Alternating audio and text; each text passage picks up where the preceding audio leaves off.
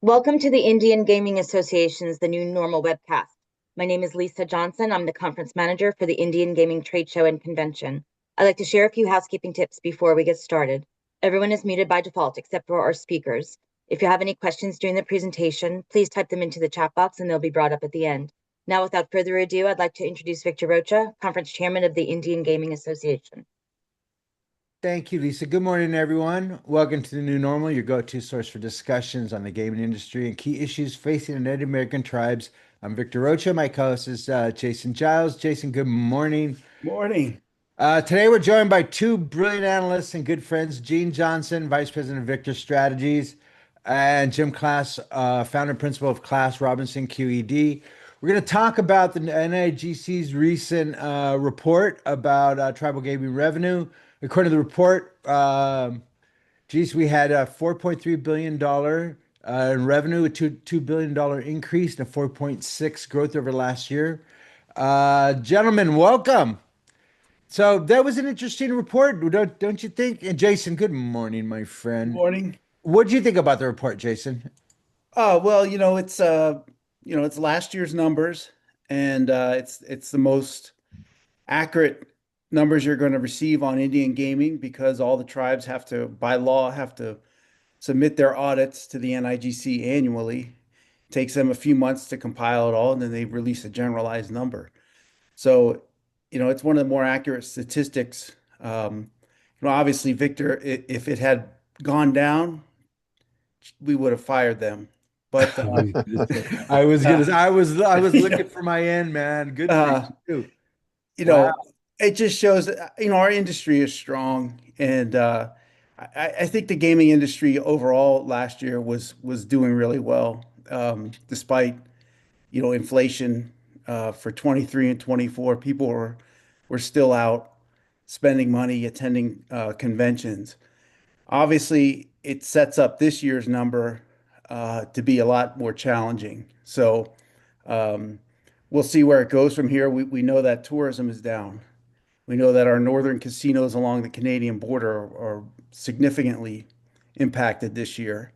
So we'll see if we get a similar number. It's not looking good so far for this year, although most of our tribes are holding steady. If you're not on the Canadian border and rely on Canadian customers, uh, I think they're doing well. We'll be at Shakopee in a few weeks, and we'll get another jobs report for August, hopefully, and we'll see how it's rolling out this year. But again, the numbers from last year, uh, I, it's mostly tribes, Victor, right? It's the tribes attending to their customer base, knowing who their customer base is, and it's just been like that for over a decade now. And tribal leaders, the tribal gaming commissions, they all deserve all the credit because we've avoided a lot of the pitfalls that folks in Nevada and New Jersey have to deal with. It also helps that uh, we have a little more secure customer base. We don't rely so much on tourism each year to generate these numbers. So we have a good blend. If there is a downturn in the economy at some point, we've already experienced that a couple times in Indian country, and we've come out better. The Great Recession, the tribal casinos were only down a couple percentage points, where you saw, massive double-digit drops for the commercial sector. So uh, I like where Indian country is at on these numbers now. When you're in an environment where they're slashing federal government programs for tribes based on our treaty and trust responsibilities, these numbers tend to get exploited. But we'll see, what the next steps are regarding this. I don't know what, James, did you get a chance to look at them, and what's your takeaway from last year's numbers? Yeah, sure. Excuse me. Actually, it's timely because I just finished writing up. We usually do a little short article for Indian Gaming Magazine every year on the numbers, and just got finished doing that. And I find them very encouraging. The overall increase was better than the previous year, and everybody had an increase. Every region had an increase. Not everybody, but every region had an increase. Although Tulsa was essentially, for all intents and purposes, flat. But it was a huh? Yeah. Tulsa Uh, had a big increase last year. yeah. And so also Phoenix had been kind of leading the curve the last couple of years, and this year they kind of reverted back to norm. They still had an increase. The big gains this year were DC region and Oklahoma City. So there were a lot of good things about it. If you look at how it compares to the commercial market, if you compare it to what the brick and mortar commercial market did, this is significantly better. They only increased by a little less than 1% last year over 2023, whereas this is up 4.6. However, if you include iGaming, sports betting, and the rest of it on the commercial side, they were up 7.5%, which is better than this.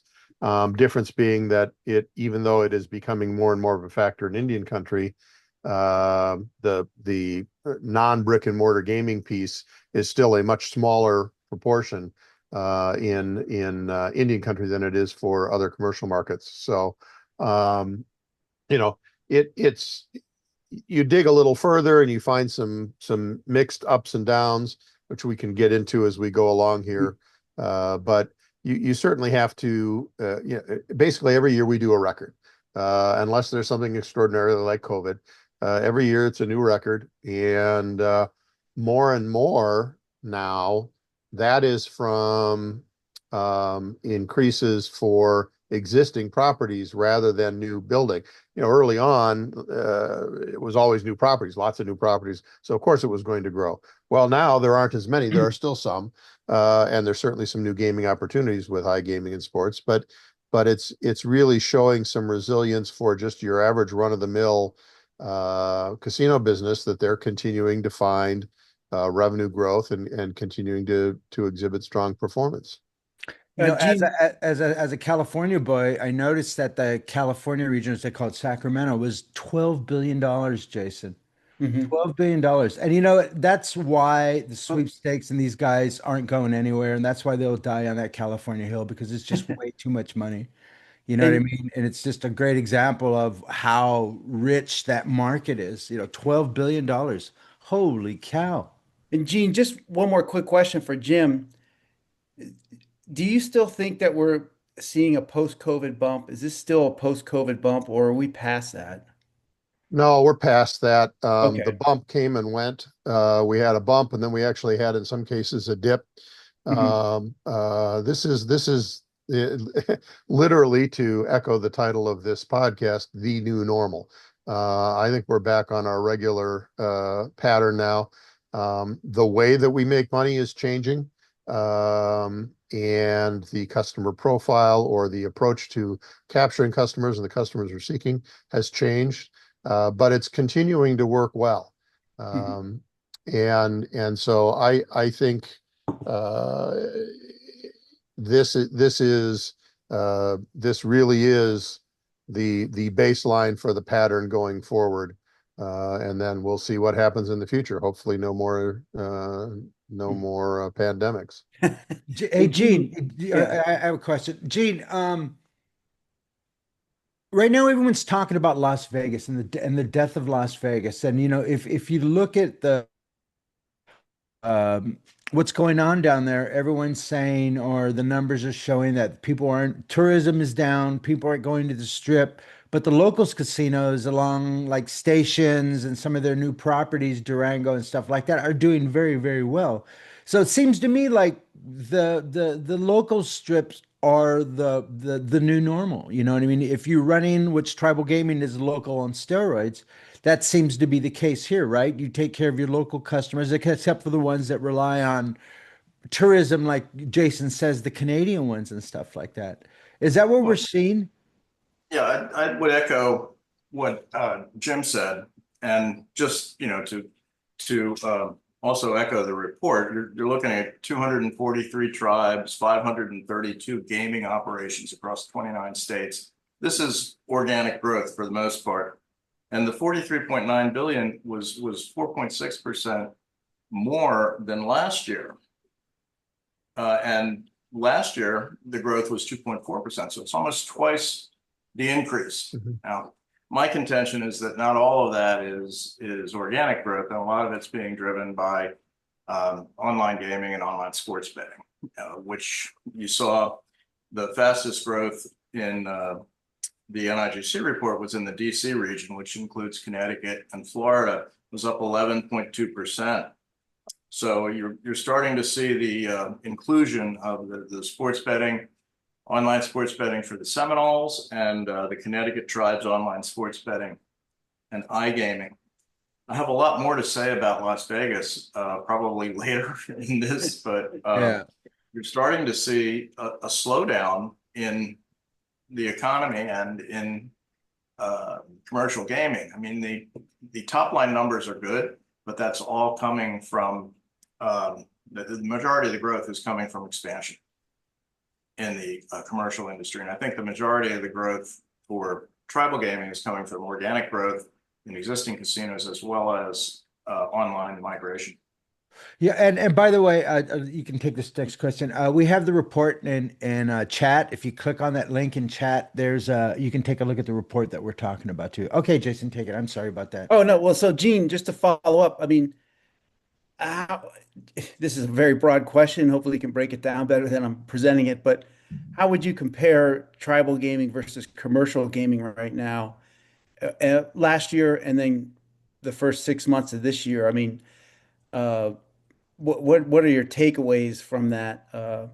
And is there any uh, you know speed bumps ahead for tribal gaming that you see coming out of this report into this year? There are a whole lot of speed bumps. I mean, you're looking at the threats of a decelerating economy. GDP is slowing. You've got the tariffs, and that's going to raise the cost of any expansion that someone's contemplating. There's increasing competition in many tribal markets, whether it's from commercial or other tribal operators or from new online gaming verticals, which Victor's been on top of. There are all sorts of substitutes for iGaming and substitutes for sports betting that are appearing in states that don't have legal sports betting yet, and those are largely tribal gaming states. But Well, go ahead. go ahead, Gene. So, but the headwinds, I mean, obviously, if consumers are going to spend less, that hits everybody. But uh, we're not seeing anything in Indian country right now like you're seeing in Las Vegas or Nevada. No. Okay. I mean, Las Vegas, they just announced that June tourism was down 11.3%. And that's huge. And you know, they've said that Canadian tourism is down the most. That's Mhm. directly Mhm. attributable to policy. Well, But more broadly, go ahead, Gene. if you look at commercial land-based, and I think Jim alluded to this earlier, the AGA put out the numbers through May 2025 that year over year, commercial gaming is up 7.1%. But if you look more closely at those numbers, you find that the states without expansions, the expansions are, you know, Arkansas, Delaware, Illinois, Indiana, Nebraska, New Hampshire, Virginia, they're all seeing land-based expansion. And if you take those states out of it, you're talking about 0.6 to 0.8% growth. Mhm. Wow. And Jim, we were just in Oklahoma, Mhm. and I am a little just to go back to that Tulsa number real quick. I am a little shocked at that one because my own tribe is in the Tulsa area, Creek Nation, and Tulsa has had their population growth. They've had about a 5% bump in population growth. High earners too, because the medical community is moving down there big time. So you're getting a lot of doctors and nurses, higher income folks. And what do you make of that? Them being flat. Um, Yeah, well, Oklahoma is always tricky because uh-huh, first of all, it includes a little bit more than Oklahoma. right. But it's unfortunate that we have two regions in Oklahoma. If you just look at Oklahoma as a whole, the story is good. Okay. And certainly if you look at Oklahoma City, it's great. There's clearly been more activity outside of Tulsa and the Kansas area than there has been or more activity in Oklahoma City than the Tulsa and Kansas area over the past year. But there's definitely some flux year to year between the two as to who is going stronger. So I don't get quite as hung up with year by year, whether one is doing more or the other is doing more. I think the bigger picture is just that Oklahoma is still doing very well. And, you're over 7.1, you're almost $7.2 billion for the state because the other pieces it picks up aren't that huge outside of Oklahoma. And given the size of the population base in Oklahoma, it continues to be a tremendous success story. It continues to be very successful at pulling business in from other places, obviously less from Kansas and Arkansas than it used to be, still a ton from Texas. So, it is somewhat of an anomaly. I don't have a full or firm explanation for it. I can tell you that the work that we've been doing down there over the past year, excuse me, has been more central, I mean, still northeastern, but not way northeastern like Tulsa and up towards Miami, down more kind of north and east of Oklahoma City area. That's where the most activity has been, it seems to be, in terms of new development, or at least projects being considered. So that is its own indicator for how that's going. It's And it's I it's would add, fascinating. Go ahead, Gene. I would add that Tulsa was up 2% last year. Yeah. Mm-hmm. Yeah. Right. Yeah. So it was in line last year. Right. It is unusual, the dollar amount. Tulsa was also, I believe, one of the ones that lost a property, that region lost one of the properties. And I don't know which one right off the top of my head, but there were three regions that lost a property, several others that added properties. And that can have an impact as well. They're small usually because the ones that they're losing are smaller ones. One thing that you do see when you dig a little deeper is last year in 2022 to 2023, several properties in the kind of that 100 to 250 million dollar range, and I'm not just talking Oklahoma, I'm talking nationwide, Indian country, moved up. They crossed the $250 million barrier and they moved up into the over 250, which is the top category that the NIGC provides. That's their 250 and above is their highest category. They moved up last year. They moved up in 2023. In 2024, some of them moved back down again. So you had a bump there. That could have been a late COVID bump, could have been a variety of things. But there was a shift back down again where some of the bottom properties in the over $250 million category fell down into the next one, which gave a bump to that category because it was coming down from the higher end. Whereas the previous year, when it had gone up from the lower end, it actually weighed down on that higher category. Hey guys, one of the things that I noticed here is that if you look at the DC region, which by the way includes New York, North Carolina, Florida, Alabama, Mississippi, and Louisiana, but it doesn't include Virginia. Yeah. So there's Virginia is not included over there. Now, what's interesting about that is I look at this thing is like, a lot of these areas is where you have growth with sports betting. If you look at North Carolina, you look at New York, you look at Florida. Mhm. How is that affecting it? Have we seen anything interesting out of these numbers, or is it like this is all empirically speaking? What do we think about this? Well, that's what Gene was talking about earlier. You were Yeah, talking about that, Gene. Yeah. Go if you ahead. look at the AGA reporting, the highest growth in their May 2025 update, which was released in August, DC has the highest growth, and they just installed a new online sports betting provider. So that rocketed. Nebraska has a gaming expansion. New Hampshire has a gaming expansion. Virginia has a gaming expansion. So you look at that and you see that the 7.1% year over year is looking great, but then you see Nevada and they're down 0.2%. So a lot of that. The non-brick and mortar piece is definitely a big factor, as Gene had said, in driving that East Coast, those East Coast numbers. And you can see the same thing mirrored on the commercial side. What I was saying earlier, the brick and mortar were up less than 1% in 2024. The sports betting and other iGaming were up in the 20s percentages. I mean, high, significant double digits up. But it also shows the relative significance of the two in terms of total revenue, because you got one that's barely up at all on the commercial side, others that are up a whole bunch, and yet the total was only up 7.5%.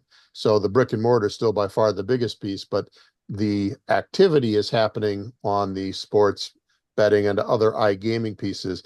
And it's happening in Indian country too. It's just a smaller chunk. It's an even smaller proportion to the total pie than it is in the commercial sector. So what that just means is that eventually, the tribes need, which we've always said, is that you really need to pay attention to what's happening around you, take care of your business, take care of your fundamentals, and sports betting is coming. You know what I mean? And you need to prepare for it. And the Well, effect. yeah, they have demonstrated Excuse me. conclusively over and Sports over. betting is here. Online Yes, here. gaming is here. Let's clarify that. Yeah. That's Chelsea. already here. They're already in the market, putting pressure on the market. Yeah. It was interesting is that this report came out from Anders Krychek talking about sweepstakes in California, and they're talking about how much money they're spending in California on advertising. As somebody pointed out, that's all on Facebook. You know what I mean? That's all online advertising. They don't put signs on in California, which though another, numbers can be very flexible if you want them, and Lobbying. yeah, but you know what I mean? It's I think we need to start talking about it as the reality is that it's here. It's going to be putting pressure on the tribes. I think we need to have this conversation even more now. These numbers could even be even higher if there wasn't the pressure of the black market, you know? And I said Victor, black market, not gray market, black market. I think it's important to note also from the AGA commercial gaming that total GGR was up 7.1% year to date. Traditional land-based is up 1.9%. Sports betting's up 13%, and iGaming's up 29.5% year to date. Wow. Yeah, same pattern as last year, or variations on the same theme. But the good news, the main thing with whether it's iGaming, sports betting, or whatever other online means of gaming, the main thing for the tribes is that they have the opportunity to compete on a level basis. They've demonstrated now for decades that they are fully capable of competing effectively and putting out superior products and getting superior performance, as long as they have the opportunity to compete at the same way and on a level playing field. And so if the tribes, wherever they are, if they can get the same kinds of opportunities that any commercial vendor has, they're going to do well. They're going to do well with it. And yes, there might be a shift in exactly which piece their revenue comes from, how much comes from one versus the other. And yes, there are differences in the employment impacts of getting it from an online source versus a brick and mortar source. But the other piece that's pretty clear out of this is, even though there's an impact from online gaming on brick and mortar is not going anywhere. It's not going away. It's holding its own. Yes, it would go up more if there was no online, but it's still going up.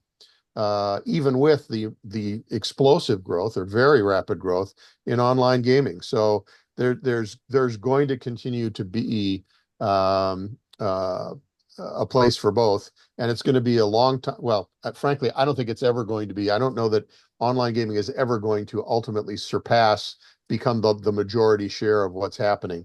If it does, it will be a long time from now. On the moon, Jim, on the moon. When they're Yeah. on the moon, that's when it's going to surpass it, or on Well, the way they'll to have to use Mars. Yeah, on lasers the and space flight microwaves to to beam the Mars. You know what I mean? information. Yep. NFTs on the wall, Bitcoin in your spacesuit. You know what I mean? And sweepstakes gambling on your telesponder, whatever. I Well, think that's what the future is going to look like. They'll well, be betting on solar And then storms. one of the other interesting things that you see on those Tulsa numbers is that they include Kansas, and Kansas, the tribes in there are slowly getting into sports betting. They've been promised sports betting, but they've really been slow to launch, haven't they? Yeah, they have, and I mean, the gaming in Kansas, tribal gaming in Kansas has done well, but it is just significantly smaller than what it is in Oklahoma. And they face more direct competition from non-tribal gaming I mean, there's more total competition in Oklahoma, but it's all tribal gaming. It's not commercial, and they do have it. The thing that's interesting, though, one of the things that we're seeing with the work that we're doing in Indian country is there are still places that are underserved. You get this sense even in markets that are sort of considered mature that, we've pretty much done it all. But I can tell you that there are still a number of tribes in various parts of the country and not just one region that are still finding or looking at pieces of land that they either have that are already in trust and usable for gaming purposes, or that they're looking at putting into trust for gaming purposes. And they're actively pursuing those. And they're in spots where that particular area is still relatively underserved, and there is potential for new growth without overly cannibalizing what they already have. We're working on, I don't know, half a dozen or so of those projects in the past year and a half, at least, and it's encouraging. You're also seeing tribal gaming operations opposing some of those Well, interests. no, yeah, if they're encroaching on somebody else's turf, absolutely, and that's its own fight. But even and that's definitely the case in some of these that I'm talking about. But there are some that really aren't on somebody else's turf. They're just an area that because tribes are, well, the reservations were put in remote areas away from population centers, and so there are these holes still that are out there. If the state doesn't have extensive commercial gaming, there's room for some growth. And if it's in an area where there isn't another tribe any closer by, then they don't necessarily fuss over it. Now, if they want to put it in downtown, whatever, that's one thing. But if it's another rural piece of land that just is underserved and not super close to any other tribe, there's not much reason for them to fuss over it. and Gene, you were going to hit on some of the worrying trends you're seeing right now. Any of those applicable to Indian country at this point in terms of tribal casinos? We know the challenge with the folks on the Canadian border, but what are you seeing besides, well, including the takeaways from Las Vegas? Is that going to start to broaden out nationally? It's definitely a concern. You're seeing a decelerating economy. I mentioned GDP growth is slowing. Purchasing power will follow, and with people having less certainty in the economy, the Michigan Consumer Confidence Survey is really cratered. And if people don't have the confidence that they're going to continue to have money in the pocket, they're going to be much more careful about what they spend. So, yeah, all of that is a concern on the macro side. Obviously, most Indian gaming operations are not tourism operations like Las Vegas. But if you look at the NIGC report, Jim mentioned the over 250 million category. That's 55% of the revenue, but only 9% of the operations. So many of these big casinos that are located near Victor might be seeing downturn in tourism, and some of the high rollers will be more careful about what they spend, visit less often, that sort of thing. For the broader market, I think it also has implications that regional casinos should be concerned about the propensity to gamble among their clientele and how much money these people are going to bring in their bankrolls. You've got to be confident that you're going to have money tomorrow in order to spend it today. So someone like my casino is like I said, they're locals on steroids. Within 100 miles of our front doors are 20 million people, and that includes LA proper, Orange County, San Diego. You know what I mean? That's an incredible amount of drawing power. San Manuel has the same issue that we have too, but it has to be. You can't sit on your hands and expect them to show up. You have to be providing them entertainment. You have to changing your product and bringing them something new and challenging and entertaining. Other than, are they going to stay home and play social gamings and stuff like that? So I think what these numbers show, I think Jim is absolutely right. Is the death of land-based gaming is greatly exaggerated. And but there are reasons to be concerned, like any product. With the new world is changing, and things are changing, and I think the economic headwinds that we're seeing are going to change the numbers from next year. I mean, I don't see any way after, but we'll see, right? It's all speculation on my Well, part. I mean, Gene, let me stick with that real quick because the jobs reports were, amended and they're much worse than anyone had predicted. So, That's but fake news. are we seeing is the consumer spending slowing down? I mean, I guess some of these things are what Jim's told me, they're lagging indicators. So you might not even get a better picture until October, but certainly what we're seeing in Las Vegas, for instance, are you seeing that in New Jersey, or some of the other resort type casino areas? It's interesting you bring that up, Jason, because New Jersey, and last year, iGaming was exceeding land-based in many months. So it was approaching that point that Jim mentioned, where it's going to be the majority. This summer has seen a lot more resurgence in land-based, and there are a number of reasons for that. Last year, you didn't have an air show. Last year, you didn't have concerts on the beach. So some of this destination marketing is going on. And also the properties themselves are doing a lot more marketing. I've had much more direct mail than I had in the last 3-4 years. And you're seeing a strong resurgence this summer in the land-based component. They're not going away. There's also going to be a difference. Vegas is far, far, far more dependent upon international tourism than Atlantic City is. It's really more than any market is. The only thing that's even remotely close are the smattering of tribal casinos that are right up along the Canadian border. They're the only ones that are that heavily that are similar in terms of being heavily dependent on demand from outside the country. To your question about consumer spending, there is pressure on that. It is not, and that is it is not going as well as it has been. And between consumer confidence and consumer spending, those are probably the two biggest indicators that I look at for the future of gaming.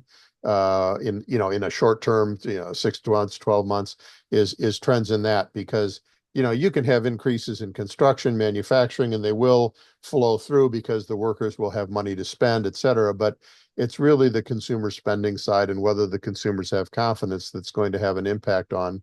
And the problem, we talk a lot about tariffs, and tariffs are an issue, but the problem is less the tariffs themselves, at least as they're currently structured, than the uncertainty over what's going to happen next.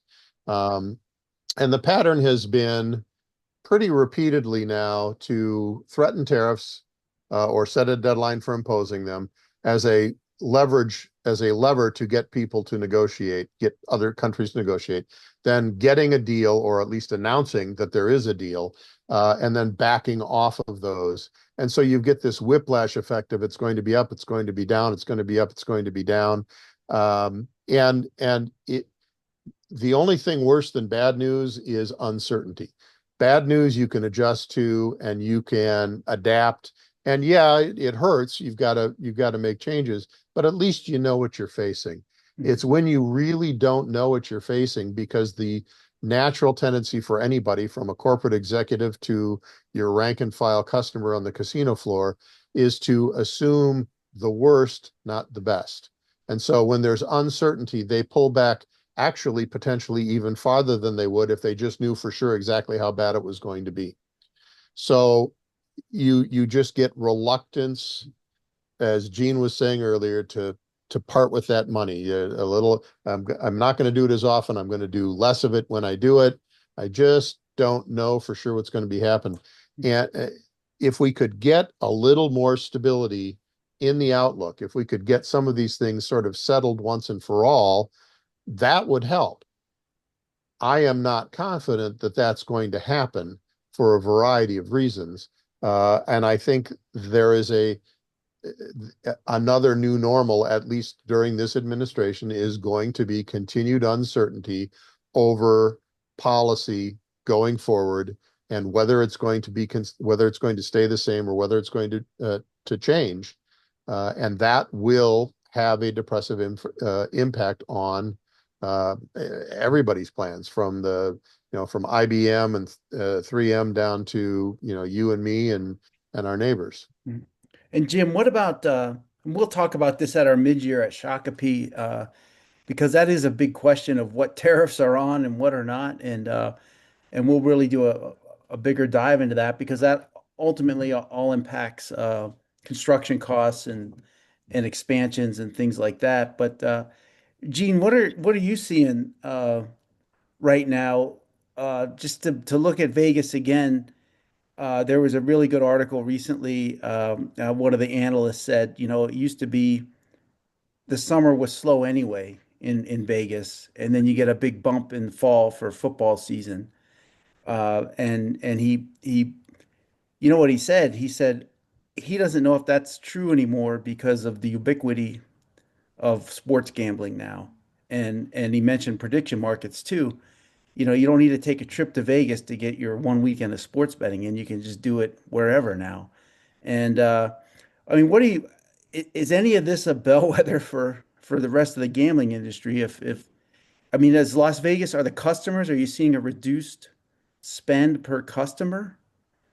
Um, Actually, they're seeing something of an increased spend. It's not the full year data hasn't come in, but Yeah, the number yeah. of customers are few.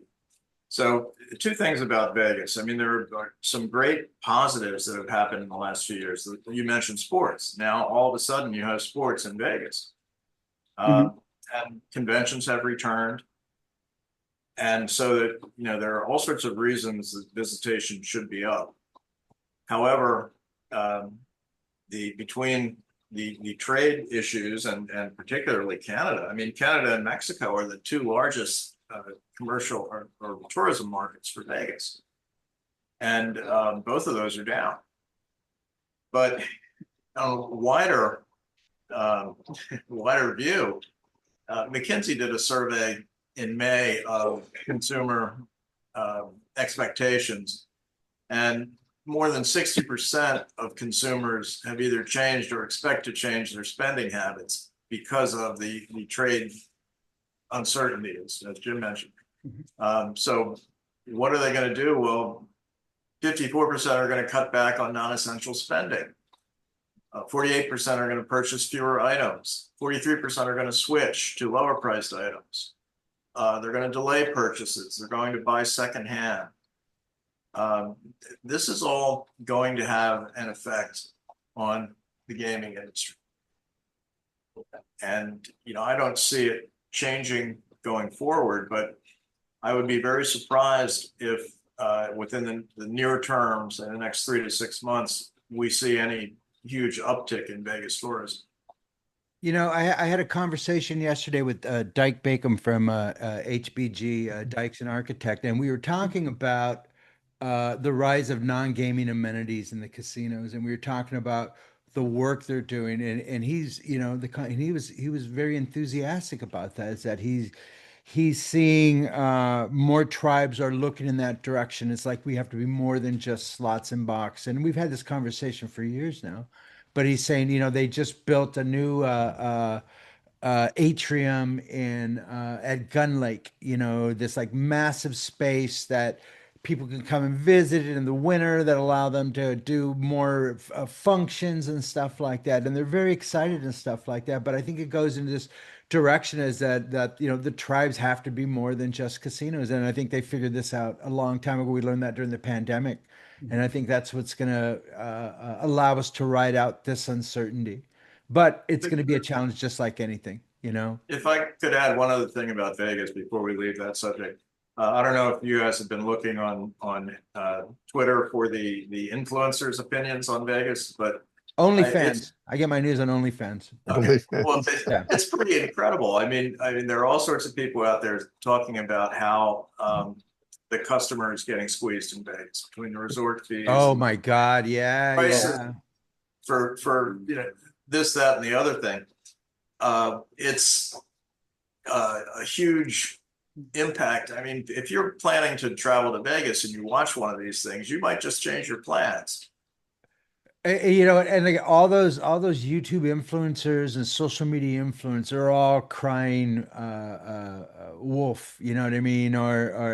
But it's always, and then you see Derek Stevens and you see these other people talking about, no, it's doing just fine. But then, the Rio had to get another $170 million to keep going forward with their plans. So, there's a lot going on in Vegas. I think that we all take it very serious to see how it's going to affect the rest of us if and when it comes our way. But I think at this point, Vegas is its own beast. You can't say it's Atlantic City because it's not. So, you got to treat it like the freak that it is.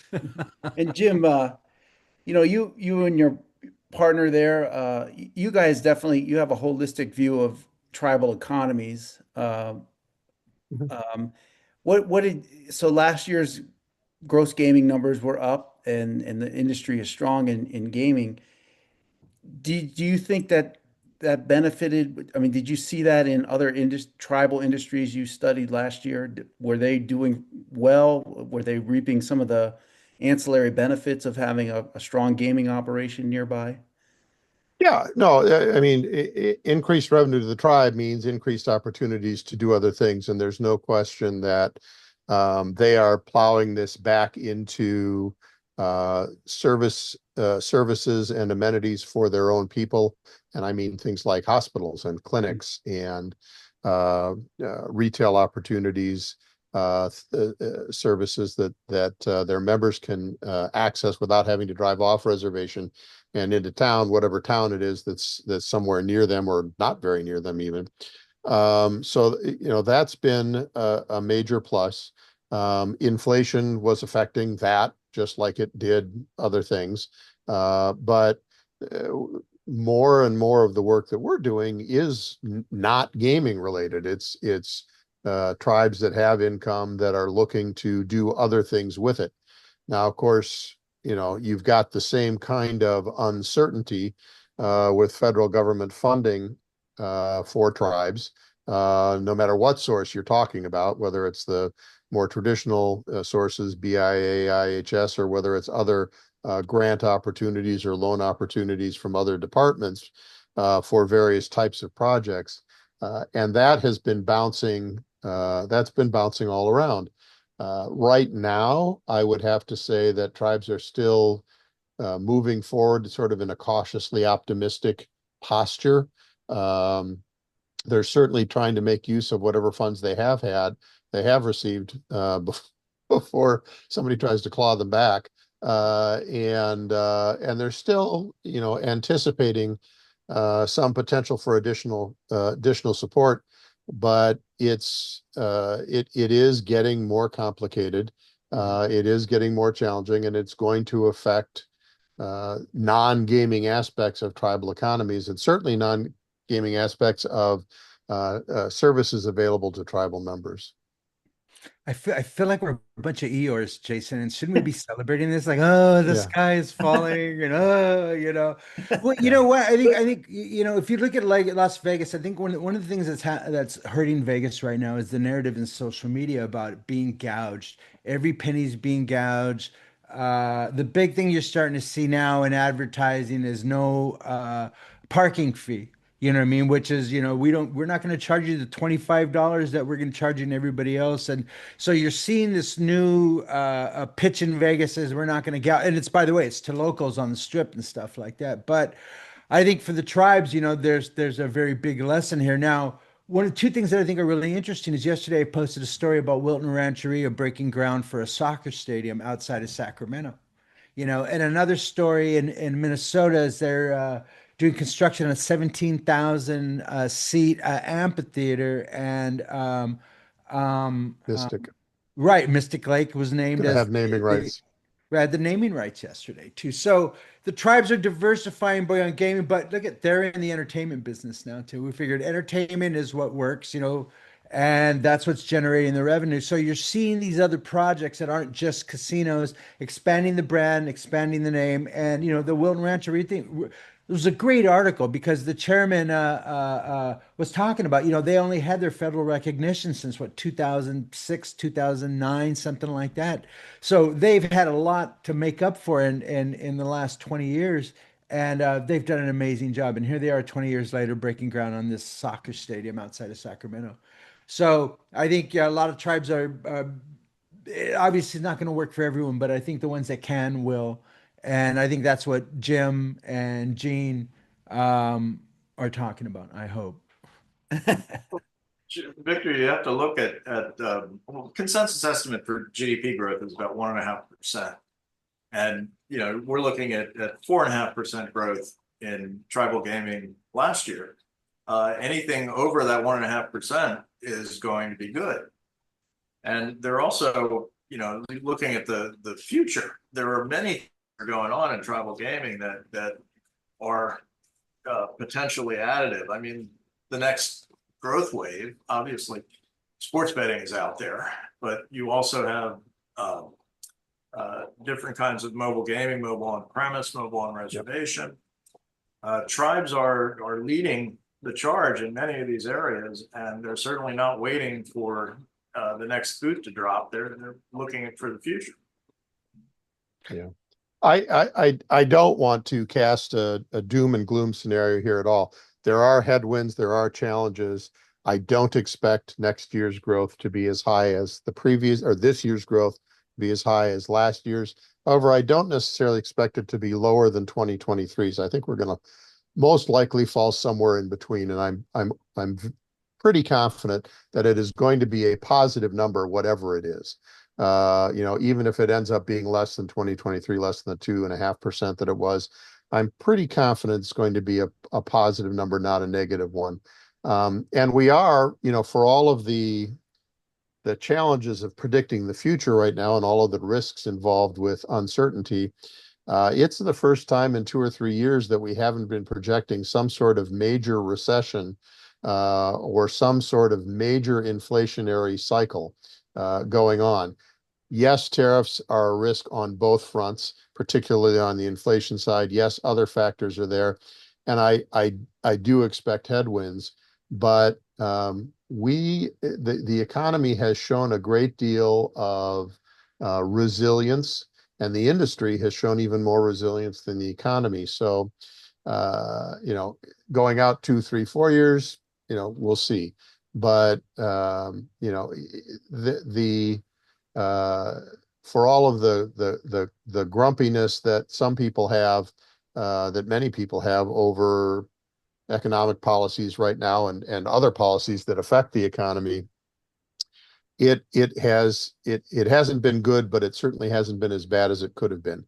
And I suspect that it's going to continue kind of in that vein. In some ways, I mean, not to be mean about it, but the uncertainty and the erratic nature of policy shifts have, if anything, in some ways protected us from how bad it could have been. Some of the things that have been announced, had they really stuck as they were announced, really would have been disastrous. But of course, that got thrown out, a week or two later or a month or two later. And so, that's protected us a little bit. the economy is doing better than anyone really expected it to do. A lot of the economic forecasts for the second quarter were upgraded from the first quarter. Yeah. By the way, I got a couple texts from my friend Brendan Busman says there's a couple stories. Vegas is not dying, and I think we've had that story for a long time that they're dying, and they've always had this ability to reinvent themselves quite spectacularly. So I think those stories are exaggeration. I agree, but it's Mm. still fun to talk about that's early death. So Well, California Indian gaming was going to kill them, remember? Oh, That Reno was was gonna it was gonna dead because destroy of him. it. It was Oh, gonna we were ruin him. responsible. We killed. Well, listen, we did kill Prim. I mean, we'll take that. We're counting coup. If we're counting coup, we'll take Prim. You know. Cool. There you go. So, Well, but what's interesting is a lot of people are actually blaming the accelerated end of that because of a lot of the policies for Trump, and they were catering toward a largely Hispanic audience, and a lot of them aren't traveling or on the road right now, too. At least that's what was Oh yeah. consensus on social media and stuff like that, which we know how reliable that is. Um, so what, Jason, these are good numbers. This is, I think we're all really yeah, we surprised, like. now I think we knew they would be good.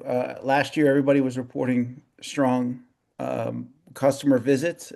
Anywhere we went, folks were happy, and I think, and so far this year, we haven't, other than again our folks on the northern border, we haven't heard too many of our tribal membership at Indian Gaming Association saying, hey, we're experiencing this or that. I mean, we have regulatory issues with the NIGC.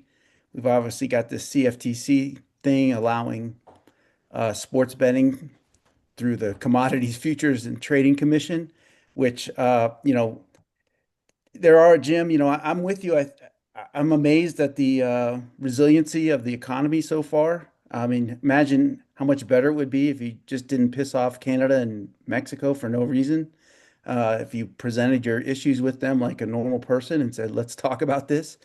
But it's there are, I didn't even want to bring it up, but every lobbyist in town I talk to, there's a shutdown coming, whether it's October 1st or if they do a CR pushing it more towards Thanksgiving. The other thing is a lot of those government layoffs and retirements haven't been felt yet because a lot of people took the September offer, and then other people, they defer their retirement until they can be replaced. But I think this fall is when you'll start to see that show up in the employment numbers, if we get employment numbers. I mean, are they going to release August jobs numbers? We don't know.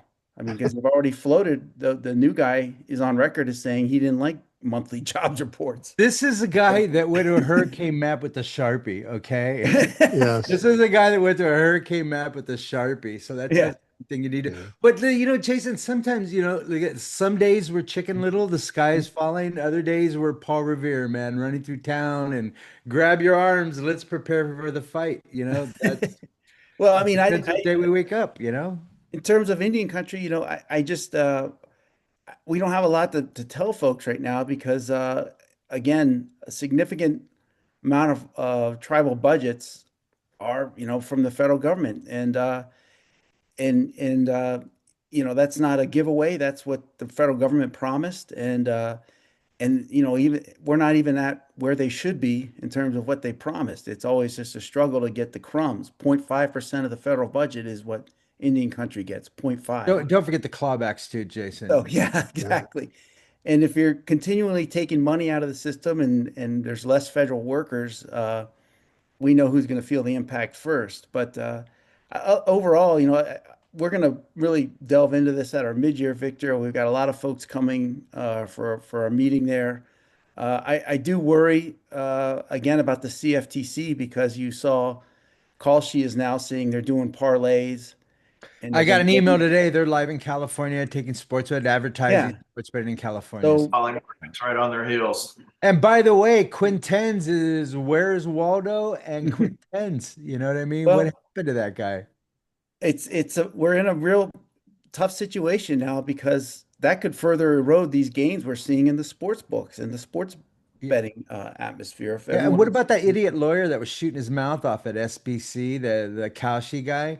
he was shooting his mouth off. I haven't heard about him either. They kind of but the reality is gaming is here. Online gaming is here. Sports betting is here. Mm, We've had a very aggressive year where we've had a huge pushback, and in California, they will be buried with their boots on. mm, But that's not going to stop the next iteration of illegal gaming. And if you're not there in the market, nature and gaming abhors a vacuum.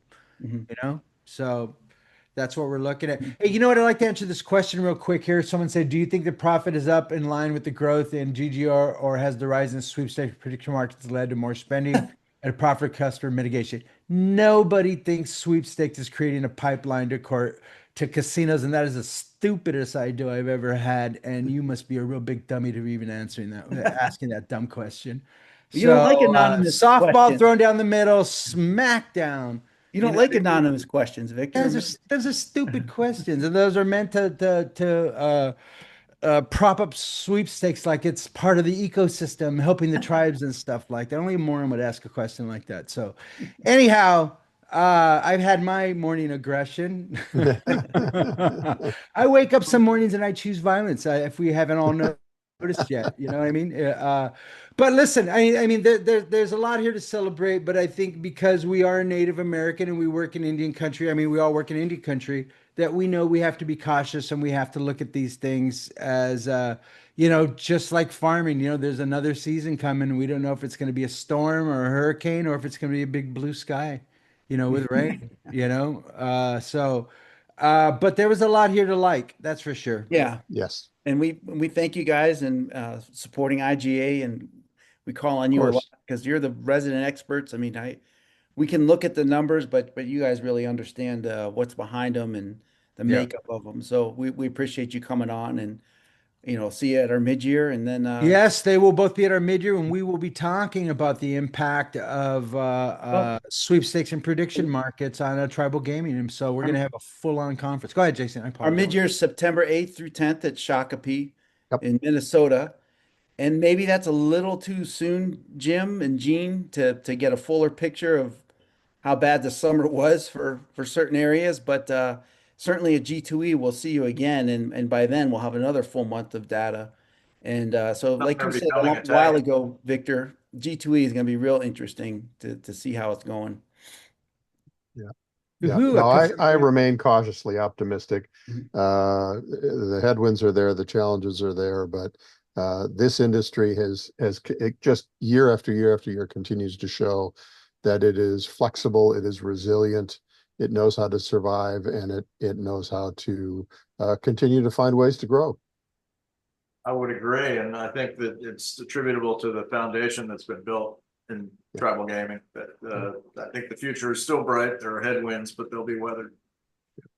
Well, Jason, I mean, you really have to look back at, with the pandemic and the housing in 2008, is that the tribes have been through these high tide, low tides, and they've learned to become better entrepreneurs through it.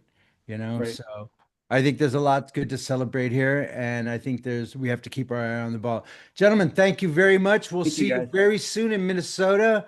And we really appreciate you guys coming, and also everyone who joined us. We appreciate you guys too. Next week we're going to go back to sweepstakes and stuff. There's a lot of been going on in California. So I think we'll be bringing back in some of our guests, and let's dig back into that mess too. So everyone, thank you very much. There's a copy of the report. You can grab it on the bottom real quick, and we'll see you guys next week. Okay. Thanks. Bye. Thank you, guys. Thanks, everyone. Bye-bye.